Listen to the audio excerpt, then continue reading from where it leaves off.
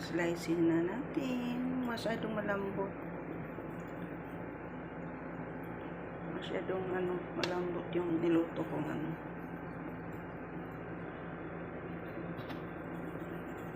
cake.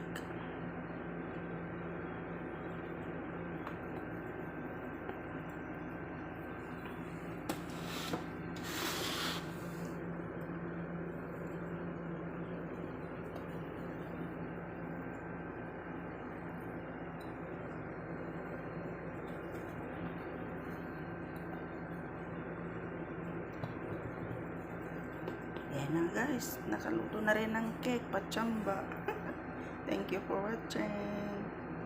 God bless. Shout out sa lahat ng mga nagpapa-kuti-kuti-tap sa bahay ko, sa mga supporters ng supporters. Maraming salamat sa inyo. God bless. Bye-bye.